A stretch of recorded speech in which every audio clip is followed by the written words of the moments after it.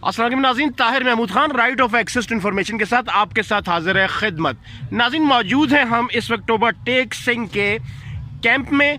इमरान खान के फ़िदाईन, इमरान खान के परस्तार, इमरान खान के जो जान तन मन धन वारने वाले लोग यहाँ पर हर सूरत मौजूद हैं और जौक दर जौक यहाँ पर आ भी रहे हैं और आने के रास्ते में भी मौजूद हैं, क्योंकि आज का दिन डिसाइडेड था। शाम का टाइम है इमरान खान की तकरीर का और अभी चीदा चीदा सुबह के सवेरे लोग उठकर यहाँ पर आए। सबसे पहले हम आपको अपने प्रोग्राम में खुश आमदेद कहते हैं। थैंक यू जी। बताइएगा कैसे चले और कैसे सफ़र शुरू हुआ आपका? जी बिस्मिल्लाहिर्रहमानिर्रहीम। टोबा टेक सिंह से हम तकरीबन 11 साढ़े 11 करीब टोबा से हमने मूव किया। जी। सबसे पहले कमालिया के जो हमारे MNA साहब हैं, पार्लियामेंटेरियन हैं, और पीर महल के जो MPA साहब हैं, उनकी